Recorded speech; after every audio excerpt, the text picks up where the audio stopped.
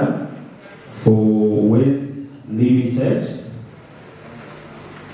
He holds a Master of Science in Accounting, Finance, and PhD in Business and Management with a specialization in finance. He operates in 25 branches across the country. He has spearheaded the creation of robust organizations, structures, and systems, driving sustainable growth and innovation across the country.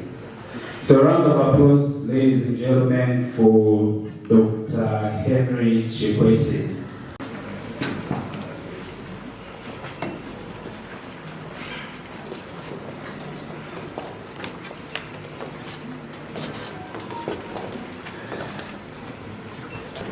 Good morning once more.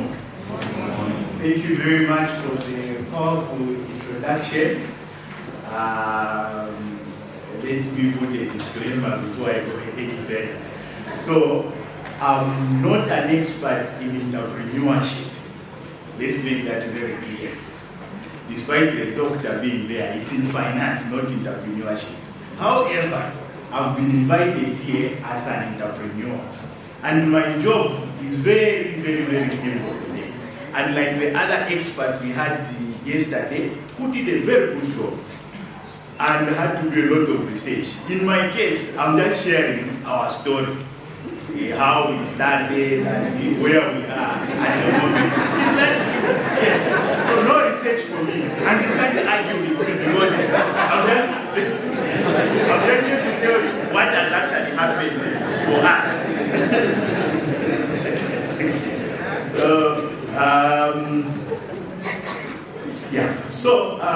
From the introduction, we introduced as Dr. Chikwete, who is also an entrepreneur. Now, when you are talking to an entrepreneur who's also an academician, sometimes they will fail to draw that line. So I made sure that to make sure that this doesn't turn into a lecture which runs for 2 days. We just had a few slides. So this will be the session. We just look at the introduction, which will basically touch on how we started as Wings. Then from there, we'll look at the other parts which have been indicated here. But I'm most excited about the Q&A session. I hope that we're able to finish in time so that we get questions from you. Remember, I'm just here to share our story, which maybe you might not even relate to that much. But when you are given that opportunity to ask questions about it, entrepreneurship, I think you might get more value from that. So that's the, we can go to the next slide. Okay. So where do we start from? From the beginning. All right. When I was a young man, when I say young, I mean undergraduate young, I used to have what I've come to learn is called a photographic memory. I was one of those crazy people who would get a book, memorize, I don't know if it was reading or that, but I would read the entire book, get everything, and I was able to write everything from that book, word for word. Yeah, I was that good. Now, when you have such kind of, I don't know if it's a gift or a skill or a talent, it makes you a little bit arrogant. Yeah, because what your friends are studying, for you, you can literally get the book and start writing it after reading the book. So that helped me a lot until I started doing CIMA. I think those who've done CIMA or ACCA and ZICA must know what I'm getting to. So there I was registered for CIMA. And I registered for 6 courses in one sitting. Remember, and the arrogance I'm talking about, photographic memory. Those revision kits, I was able to memorize the entire kit. Wrote the exam. You never guess what happened. After I registered for the exams, the CIMA people from UK called me. And I said, mistake and registered for 6 spots. So I told them, no, it's not a mistake. That's exactly what I want to do. They said, no, you see, CIMA is a little bit different. Maybe try 1 or 2, you test yourself, then you can increase if you are that confident. CIMA is different. I'm also different. I'm going to ask around. I have my exams, they know me. So I think they just sense the arrogance, I told them, okay, no, we'll just see, we'll just see. And then the results came, man. And life is supposed to be very straightforward. If you are going to make me fail, if the pass mark is 50, let me just get a 10. Then I know I'm down, failed, it's clear. These guys have a sense of humor. The pass mark is 50 for the 8. I missed the pass mark by 2. All the 6, I didn't clear, not even 1. And they made sure that they wrap it in my face. It was 46, 47, 40. Is this thing? What is happening here? So from there, I got frustrated. My ego was seriously bruised. Then after that happened, I started, there are things I even said which I can't say in public like this. That is a useless post, I've stopped what and what. But when you've been good at something in your life and your ego has been present, no. Let me go back and see, where did I get it wrong? So they are what they used to prepare. Please don't mind, the slides are just 4. So don't think that each slide will take 4 minutes to explain. We move very fast but I want you to appreciate the beginning. The foundation is everything. So I went to check on the examiner's remarks. The first thing I saw was we do not give marks for regurgitation of knowledge. Okay. I knew they were talking to me. Then went down a little bit. You are not supposed to dump everything. There are those questions whereby they ask you a question. Maybe you are not very sure, but you studied and you have the knowledge. But the application is not very, so you just give them everything. No maths for that.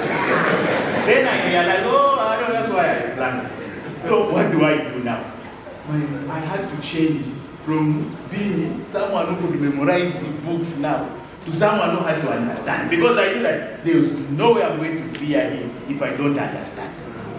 So I went back to the drawing board and started studying. I fell in love. For the first time, my eyes were opened. That thing whereby, when you do CIMA, ACCA or ZICA, you see the code differently. You see an advert for you, you see the strategy here, you just hear a statement to you are, so these guys, they have this problem, like a whole different world just opens up. But now knowledge also has a problem. Knowledge is like gossip. Most of you are good people, but some of us, the juicy one, it comes 0-1, so you want to wake up and start you. That one, that's how knowledge is. You can't keep it to yourself. Once you have it, let me try to see if this can actually work. So that's what I did. I started implementing what I was studying because it was so interesting. I wanted to see, can this actually work? Yeah? But there was another problem. By that time, I was a junior civil. Okay, maybe mid-management in the civil service. I worked in the civil service before getting into the private sector. So I was in mid-management there.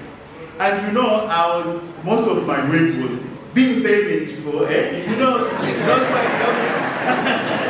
Then here I was with all these strategies and all that. So my boss would give me work. Then when I go back, I will go with the work I've analyzed, the payments I've done, the big report. Goes there, but have you done the work? I sit here, but I've also done this. When you look at it here, then you would see he wants to support me. And by the way, I was very lucky. I had very good bosses. God, I was very lucky. Mr. Lisulo, Mr. Ngoma, Mr. Sandu, Mr. Kasaru, Madam Nonde, those people. Very good people. So, and they liked me, so they didn't want to frustrate me. So I just had my boss, that's our paper. So for them, the concern was, this report is not an entire room. So, so they talked to my immediate supervisor, Madam Nonde. No, I advised the young man to say, okay, this is good, but maybe we don't know paper.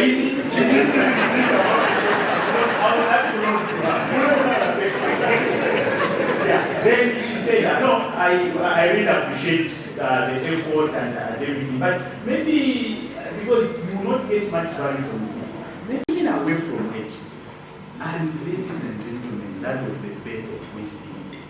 It was an experiment. 9 years down the line, we have 25 branches, we have a scholarship fund, we are doing donations, we have close to 300 members of staff, and the company is now valued at, okay, I know, for you people it might not be that much, but 120 million plus. And we started, I actually not we, but I started with a 3,000 watcher. And I'm not a motivational speaker. This is not that presentation where I started my very true, and I'm a chartered management accountant. I have records to back this from the first client I ever had up to the one we maybe registered yesterday as an institution. All those records are there. So that's why I would love you to ask me questions at the end of everything, so that you ask our journey, how did you manage, what, and all that. Eh? I would be happy if someone would even ask. There are some of you who think that when I stop work, then I start my own, I'll be my own boss. Ask me. Own boss in this world. Okay, no, so basically that's the origin of Waste Limited. However, we are here to look at the Zambian context. What does that mean to you and me? What can we learn from this experience? My topic is revolutionizing business in Zambia, the case of Waste Limited. Okay, that's the topic. So, okay, we can go back. Okay, yeah. So now, before we even talk about anything, we have to look at the Zambian context when we talk about business. What exactly is the scenario out there? So we'll find that most of us in Zambia, we know how to start businesses.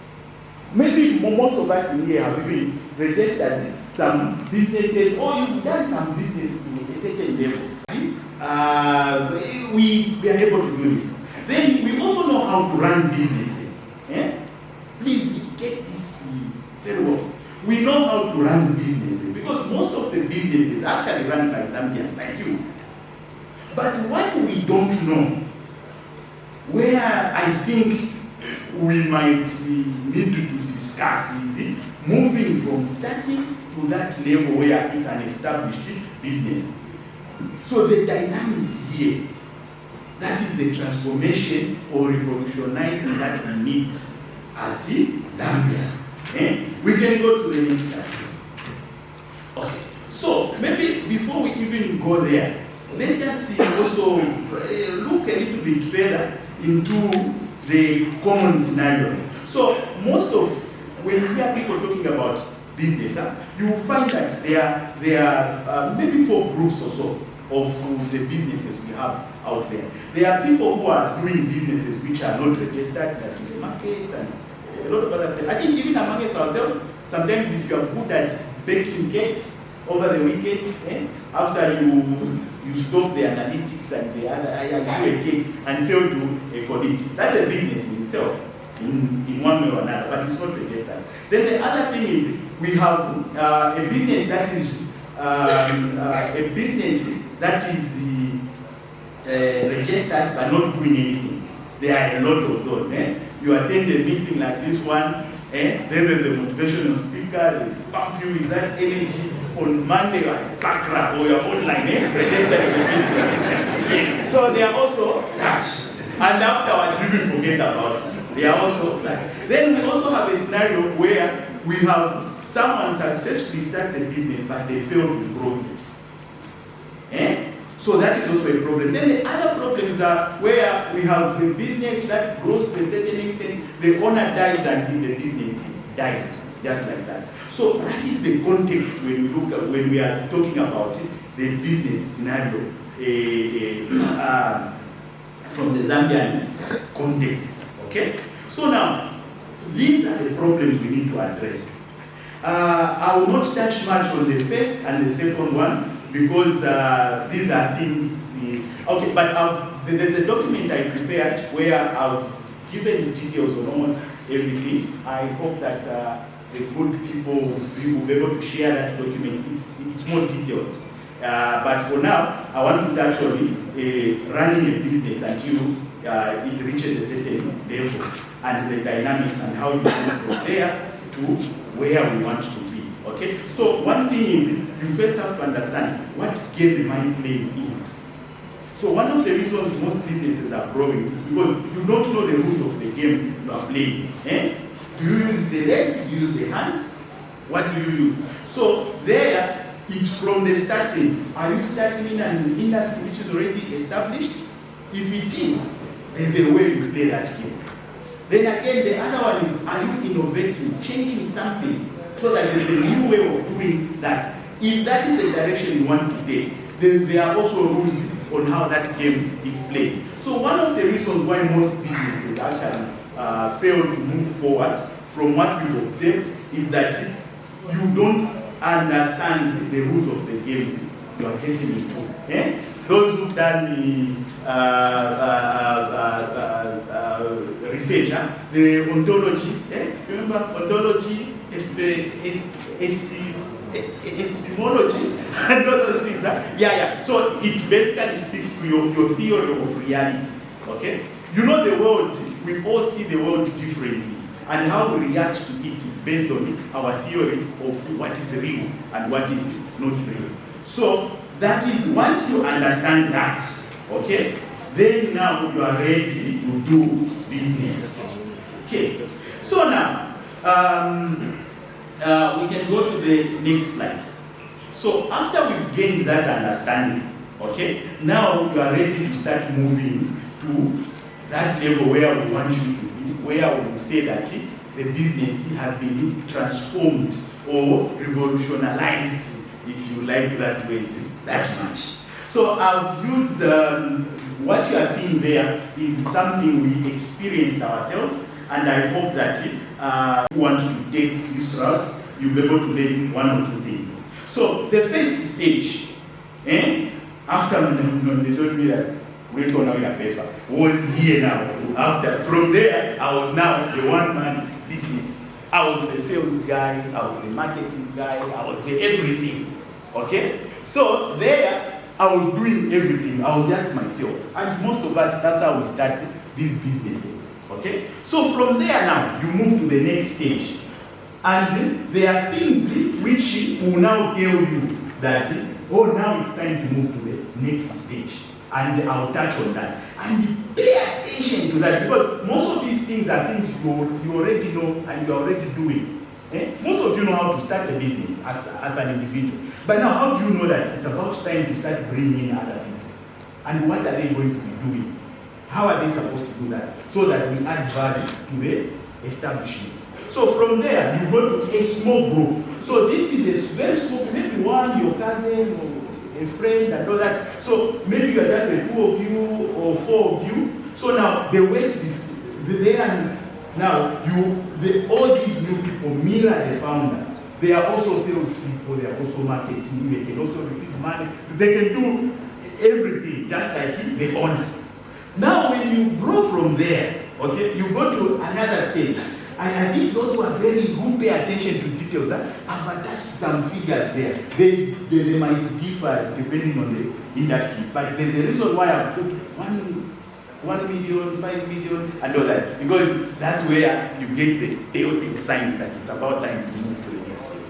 Yeah. So from there again, so you have a small team and they do everything. Then from there again, you move to the next stage where you have a slightly bigger team, but this time around, there's a mix. There's specialization starts chipping in. Okay? Yeah. So maybe, okay, you just be dealing with the receiving money. You now will be dealing with this. Then others are still doing everything. Then from there again, you now start having a problem whereby you are now specialized, that like there's specialization in the institution, but the systems are not yet well defined. Right? So now you find that the interaction in the business are not that smooth. The marketing, they don't know how to talk to the sales guys because there are no systems. So at that stage, that's where you are seeing the 50 million there. Please, these figures can be can differ depending on the type of business and all that. But I'll share with you on how you know that we now have to move forward, we have to do this. So there now, so the next stage is you develop systems now to complement those. So now, then from systems now, after you develop basic systems, then now we are going to continue developing on those systems. So that's how you move from a one-man business to a conglomerate or some multinational. So what we have is, most of us are experts at one-man business, but this is the movement we need to lay from the one-man to the big business now. So, you can go to the next slide. So now, how do you now know, okay? How do you know that, okay, it's time now to bring on board another person? Because those are the tough questions now. So one of the ways is you can look at revenue. You look at revenue. Sometimes we are crucialists. You find that your revenue can't go above with matrimonies. No, it's a telltale sign that your capacity to handle big amounts is not there. And it's very clear if you pay attention to details, you're able to see you are not going past a certain stage. 6 months, your revenue is just stuck at 5, there should be something here. So that's a telltale sign. And then so whenever you see yourself stuck somewhere, just know that it's time to make that transition. So if you are stuck alone as an individual, it's not time to go to the mountains. It's time to now start looking for other people to come and join you. Then from there again, once you bring on that team, if you are the 4 of you, then maybe you are stuck at 20. No matter what you do, you are just 20. You try this 20, then you know maybe we now start specializing a lot, so that one person is paying attention to this aspect of the business and all that. So then you see, once you do that, you will see the numbers will start moving again. So that is how you deal. Okay? As that is happening, the other thing you have to pay attention to is the shift from general work to expert work. That is you really have to pay attention to that. Because remember, this is where people get frustrated. They've introduced what and what. So you have to understand. We are moving from this, from a 10 million to 50 million. We are introducing new system. So you should know that from amongst your people, others will be able to grow with the institution. Unfortunately, at these stages, sometimes you even have to let go some people. Those who are very familiar with most investments, right? There's this common thing that when you have investors from outside, right? Reasonable revenues, right? Most of the time, those who start, they replace them as soon as possible. It's not that they are bad people, no. Sometimes even the founder himself or herself might actually be the one who's failing to transition. You were very good when you were able to do everything. Yeah? But now, you someone calls you and you have to now ask, oh, let me find out from the sales people. Eh? You know, you were this powerful, they just, oh, you know, but now you can't do that. So some people can't do that. Can't make that transition, and you have to make it. If you are the owner, you have to resist this and start creating a team whereby you are not interfering. So members of staff can fight the growth. But we are now no longer inventing. Now we have to ask for permission. Yeah, not knowing that you can't sustain the next level if you don't make this move. So you have to pay particular attention to the response of the members of staff. Because at the end of the day, I don't know if you've noticed that when you are alone, you can only start. But there's nothing great in this world that has ever been done by an individual. So if you can't make these changes, then if you say, my business, the moment I'm not there, nothing happens, and that's how I went down. Please understand this transition and know that I'm here, I'm supposed to move to this next stage. So that is basically about, we can go to the next slide. The challenges I've already mentioned. So sometimes it's very difficult to know that this is a transition point. So maybe for us it was easy, we could use revenue. Maybe for your business it could be something else. Maybe the level of complaints from customers might be a telltale sign, or just anything else. But you have to pay particular attention to what is happening. If you gaps at transition points, you have to manage that. Sometimes it's not that the founders are being bad. Sometimes some people you have to let them go, so that they go and join another. They are experts at certain levels. So let them go and join another institution at that level, they will be able to add value. But if you keep them, they will fight the growth so much that you don't get much value from them. So staffing there. Then the system. So there's always that resistance. There are some people who think it's working hard, right? Do that. So the moment you tell them no, it's just sales. They get bored. And some of these are personality things, you know. There are people who love to just, they are doing this one. So if you tell them, just do this one thing, you say, I need more responsibility. This is not enough. Right? So maybe they are supposed to operate at a certain level. Okay? So you have to pay attention to that. Then lack of established systems to accommodate an expert workforce. These are things I've already touched on, but I just want to contextualize them so that you see that there's some logic to this. It's not just a story. Okay. So from there, we can go back to the Wens story. Yeah. So what does the future look like for Wens? Okay. So where we are, remember I told you that our valuation is somewhere 120 million? Yeah, there. So if you look at that slide, it means that that's where we are stuck at the moment. So we are dealing with the organizational systems. Yeah. So a lot of change is happening in the institution. We are establishing systems. We've already established most of them, but you know, this is an ongoing thing. You keep on changing, responding to the changes on the market and all these other things. Then specialization and the workforce skill development, it still speaks to where we are there. If you've been paying attention, most of the things I'm going to mention here, you'll be able to see that because of that figure you mentioned and what you indicated there, that's what they are dealing with at the moment. Then innovation and expansion into new areas. So when I say new areas, it doesn't mean that we are diversifying.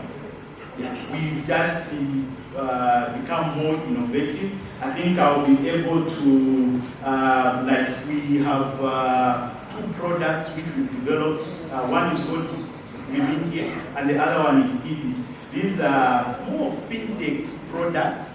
There was a question yesterday, or I don't know if it was a concern, where someone said that we are always on the receiving side of AI, not us.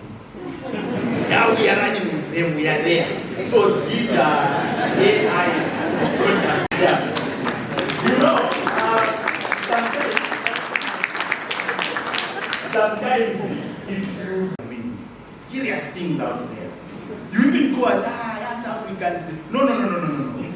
are serious people. They are people who are doing things. Yes. So basically, that's the future outlook. So we can go to the next slide. The 8 years we've been in existence, we've created jobs for about 300 graduates. And when we say jobs, actual jobs, permanent and pensionable, medical insurance, you know, when you hear other entrepreneurs who say make jobs, but you look at the job, no actual job. When someone dies, we even bury them. We have a policy. When you join us, if you are married, your spouse is also insured and all that. Yeah, so when I say jobs, actual jobs, and 99% of our members of staff are graduates from reputable institutions. The University of Zambia, CBU, ZICA, Bush University, just NIPA, these good schools. And the reason why we they are not, I haven't mentioned the other. The reason that gives us, as me as a founder, it gives me pressure, okay? Because I know that the other big institutions, you people are looking out for our people again. After we give them experience, we say, hey, Mukadi, bring them. So we make sure that it will give us pressure to match whatever they would find at any other institution. And if you can't do that as an entrepreneur, you don't deserve that level of expertise. But you need that expertise to go to the next level. And if you structure the business very well, it's not even expensive. It's only expensive if you bring on board people and they are not able to do what they are supposed to be doing. But a real expert, I tell you, if you are paying them, and our salaries are very good. I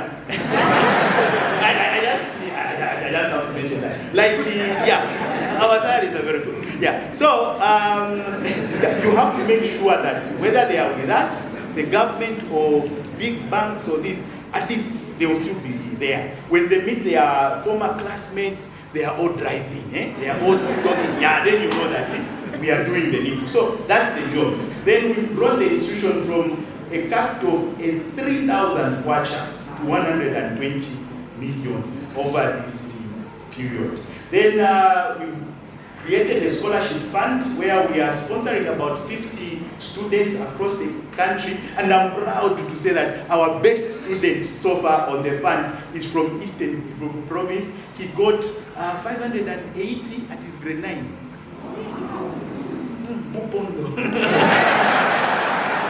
Yeah, so those are the students. So when I tell you that we have a scholarship fund, it's not a for sure thing, it's part of our mission. Yeah, because these are the future leaders of this institution. We don't want to go to that where Henry is normal and Wes is also normal. So we want them to be, yeah. So that's why. Then from there, we also make quarterly donations across the country. We usually make donations, usually to orphanages or mothers' shelters. Some big hospitals have got those women who are expecting from far places who reside there. So yeah, so we donate to those.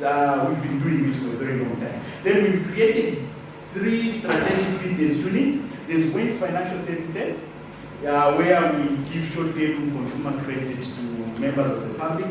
Then there's Within Here. Within Here is more of an e-commerce platform. An e-commerce platform. This one is working. It's available on Play Store, the App Store. All right? And these are made by Zambians. Act like Zambians. We didn't go to India. And those of you who are very inquisitive, right? It's called Within Here. When you search for it, you'll be able to find it. If you don't have time to create an account, you can even use your Google account to just log in. Just look at the work they've done. Zambians. And for Within Here, the lead engineer is even female. Musama. I come on, check it. And when I say young girl, literally, I don't think this is my age. I think she must be 22, 23 or so. Very young, straight from university. And they did this.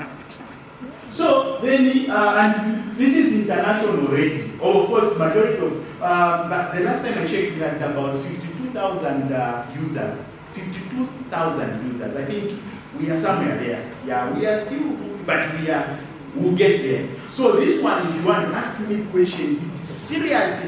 If you follow the tech-related things, do you know the reason why Elon Musk bought Twitter? That is the reason why we formed within here. We'll talk. If you ask the question, I'll answer. So then there's Easy, which is more of a payment system, but it works differently. It's still in development. It's under beta testing, but it's already on Google Play Store. Yeah. So for this one, okay, I'll just open up. Remember, I told you that I used to be in the civil service, and I stopped work and went and did this full time. Huh? Yeah, I also have a family and I'm married. So these people were on me. So I made sure that what would happen if someone had to destroy Wayne's Financial Services, what would they do? So I created Easy. So if you are in a short-term consumer credit, Easy is coming. Watch out for this one. So it basically complements our financial services business. I think it destroys it actually. But it's a better product because it was based on, my PhD thesis was actually based on this. So you who say that nothing comes out of education, look at me. From CIMA, I formed ways. From my PhD, there's now an app which is also international. So education is important, right? So don't say, no, some people you don't know. They are there, you just don't know them. Why? Yeah, so this was actually my PhD thesis. So it's well researched. Why I've mentioned this is because the idea is we want to give zero interest loans. Yeah. I know when you tell finance people zero interest loans, it's not about how are you going to sustain? Yes, that's why it was a PhD thesis.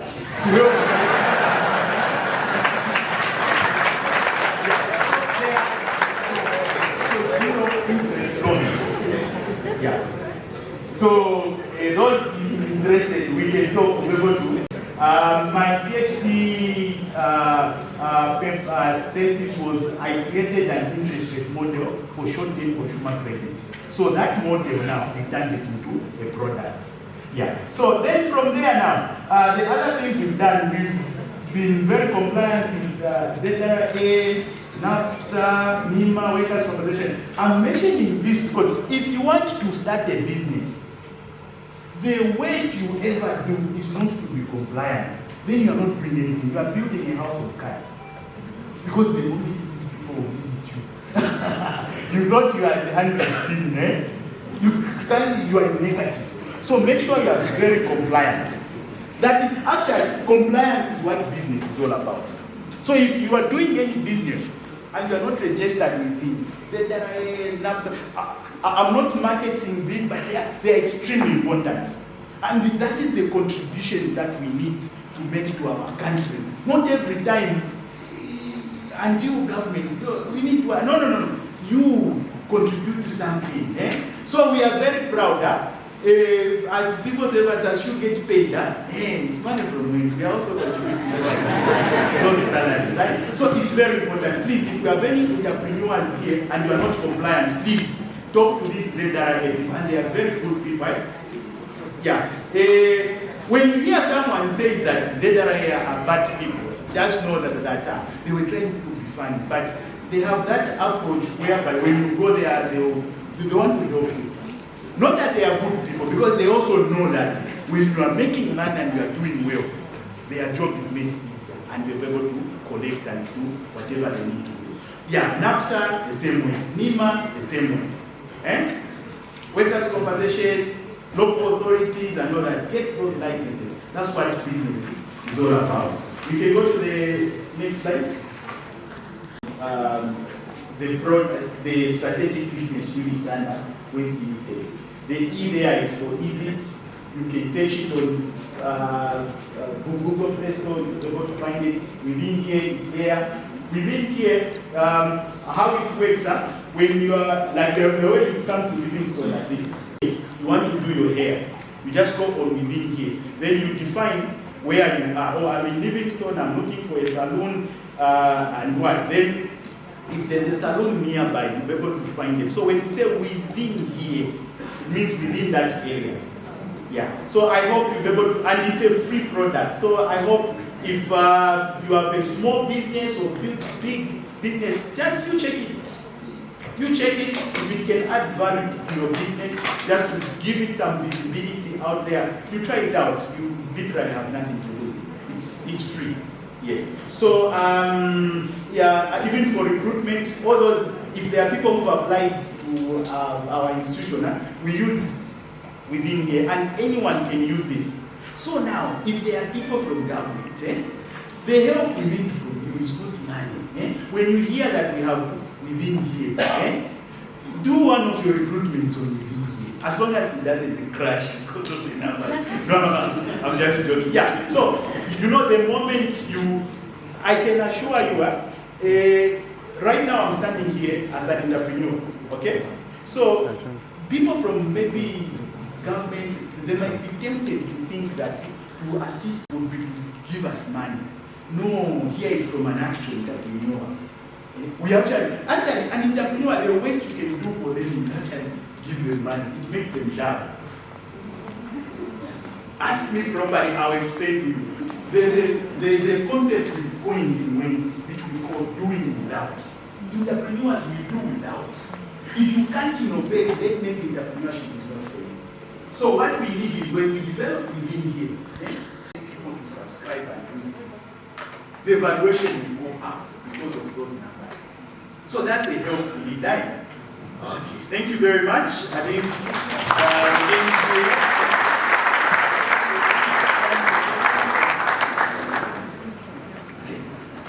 Thank you very much. Another round of applause for Dr. Stacy.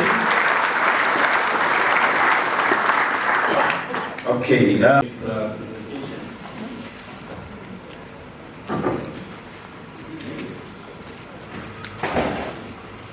So the next presentation is the role of the business review. Okay, before we proceed to the question session.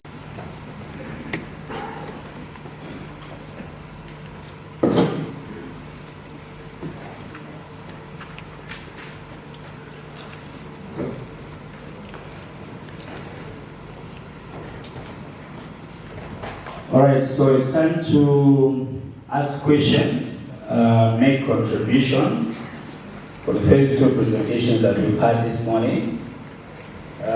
So by the way, we have giveaways just for asking questions.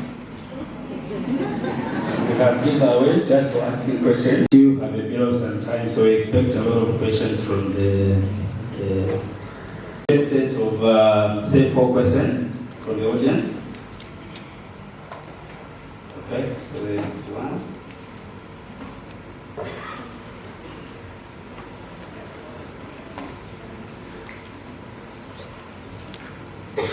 One, 2, 3, and 4. Dr. Chikwati, your presentation was lovely and dense on professional relationships. Do you have any, what I would call best practices for a graceful exit? Can you provide maybe how-tos on how to conclude these business relationships without one jeopardizing their reputation and sometimes potential future collaborations? I think it's very difficult. In my experience, it has been very difficult to end a business relationship. You end up losing a lot of money as the business is transforming. Thank you. Okay, thank you. My question is, I'm Anderson, by the way. We have heard from business gurus that in business, you will become bankrupt at some point. Are you able to relate whether you became bankrupt whilst running this business? And if yes, how did you recover from that? Thank you. you. My question is a small one. So how do you ensure that your capital is not eroded by making guaranteed payments to the bank for SMEs that default? Because I know banks will be looking at what we call credit life insurance. Thank you. I understand if the organization has a track record of default. The two questions which have been directed to me. I'll start with Anderson. Yes, so bankruptcy and all that. Okay, so remember from the introduction I said for me it's very easy, I'm just sharing what we've experienced. So from our end, we've not had any such developments. Yeah, and I'm very proud to say that we've actually grown organically. So from the 3,000, we've just been growing. We've never borrowed money from anywhere. Yeah. So, and one of there's a philosophy we have in Wings, doing without. So when someone joins Wings, I even personally write them a message or an email that, oh, my job is to make sure that you have everything you need to do whatever you need to do. And then if there's anything that you need, which we can't provide, I myself will personally show you how to do what you have to do without what you think you need to do that. So based on that, we make sure that whatever we have to do, we have to find a way. You know, entrepreneurship is supposed to be anchored in innovation. Yeah. So whatever situation you find yourself in, you have to find a way out. That's what innovation is all about. Otherwise, we can't call it innovation.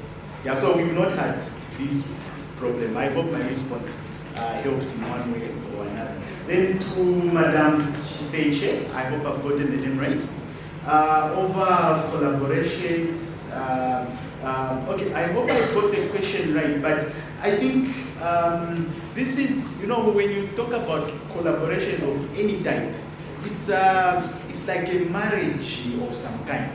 Okay? You are choosing a partner.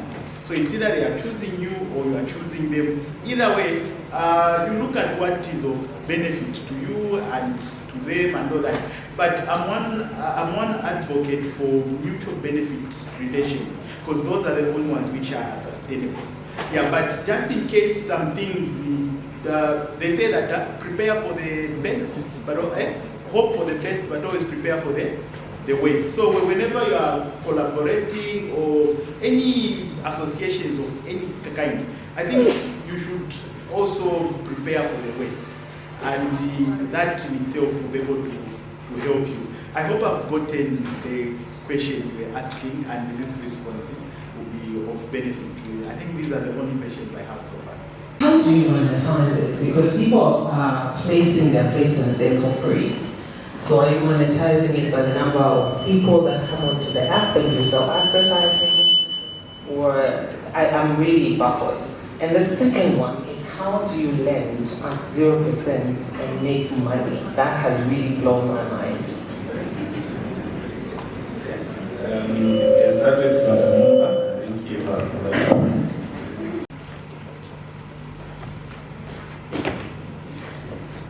Thank you very much for this nice question from our leader, Madam Janice.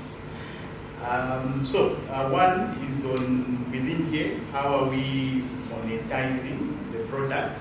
Then the other one is on is it over the zero interest loans? Okay, I hope I'll be able to explain without getting too technical because there's a lot involved. So I'll start with monetization of within here. In the first place, I don't know if there are people who know that when Facebook was created, they operated for about 7 years or so without even having a monetization strategy. They didn't even know how they were going to make money. Okay, so why have I mentioned this? So, okay, though for us we know how to make the money, but I just wanted to put it out there that when you are running a business, there are elephants and the impalas. So there are some things that are very big, which we target mostly long term. So for us, within here is one of those products. Otherwise, one, we are basically targeting the advent of artificial intelligence. So I mentioned that one of the reasons why Elon Musk bought Twitter. Okay, so because for artificial intelligence, they use large language models. So you need data to feed them about industries or all sorts of sectors. So going forward, as these things become the norm, whoever has a platform for anything, okay, just you having a platform, they will not be getting that information for free. Yeah. So that is a future thing. It's not happening now. So that's why I say that AI is coming, but we are also planning it. Yeah. So that is what is going to be happening in the future, and we are positioning ourselves in light of that. But currently, if you look at, I don't know if anyone has tried to download the app and see it. You've seen it, huh? Yeah. Currently, we are not even advertising there. But going forward, and then if you've noticed again, we are it's still in development. You can't even buy things directly from there. We are just creating a platform where we connect you.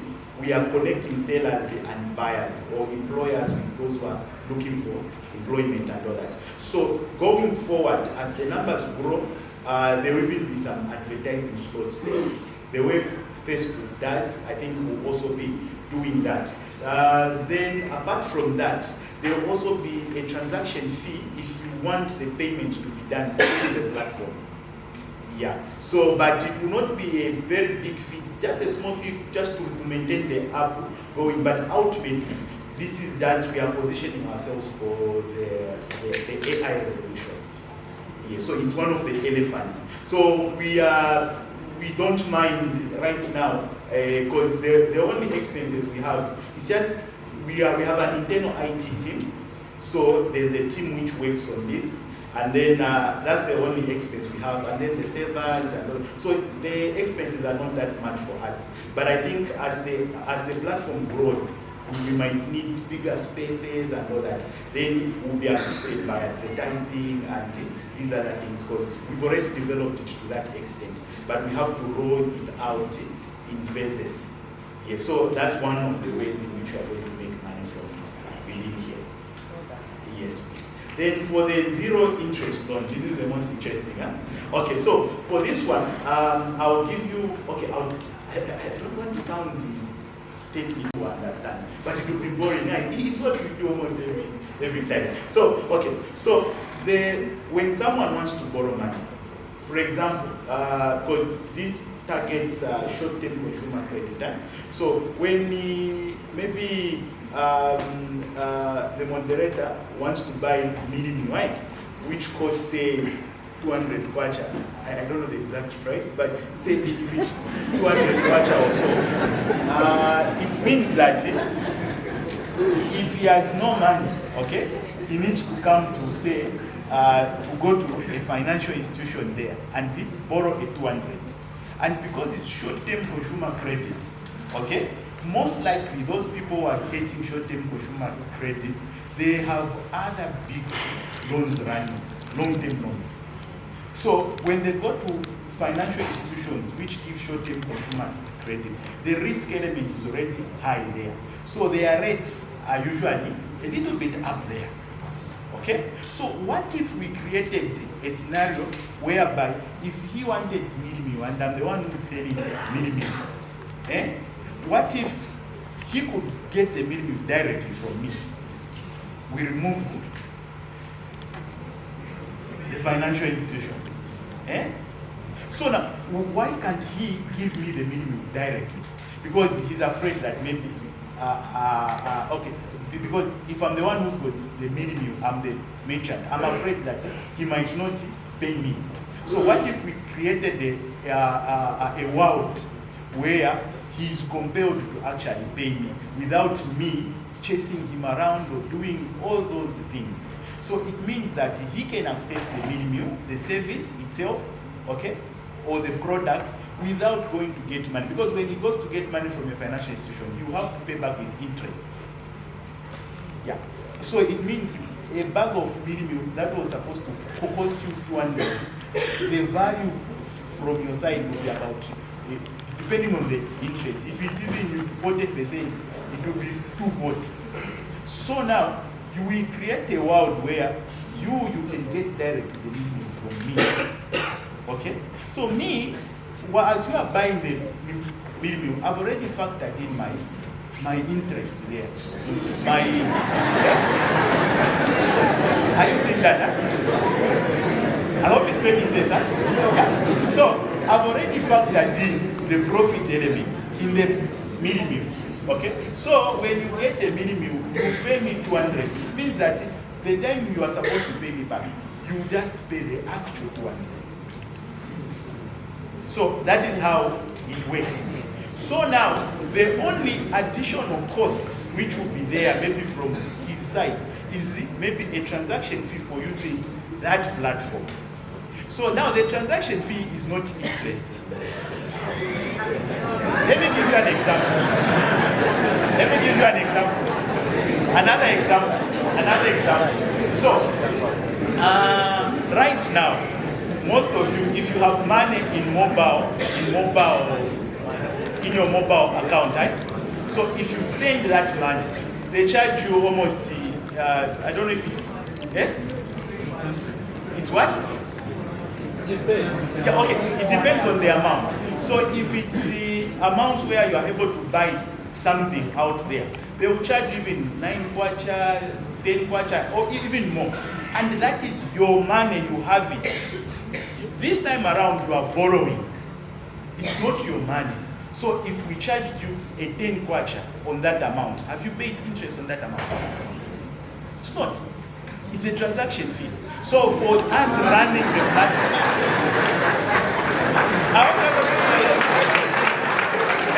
so which is better? Your own money, they are charging you a transaction fee. Okay? So now here you are not using your own money. We charge you a 10 kwacha. There's nowhere you get a 1,000 and pay a 10 kwacha interest anywhere. Okay. So, but the way easy it works, even if you got goods and services worth 5,000, 10,000, the transaction fee is just the same. Yeah. So it's not interest. You just 10 kwacha standard. So, and that is there so that we also maintain the platform. Otherwise, it will go down. Yeah. So now there are details to this. It's I prepared the model. I don't know. Maybe I'll share a link to my PhD. It's I'm explaining it like this, but it's more complex than that because there's risk management aspects and a lot of other things involved in there. So it's very simplistic when I tell that we create a world in which this is able to happen. But that creation, there's a lot of work that goes into doing that. So basically, that is how we are able to offer zero interest.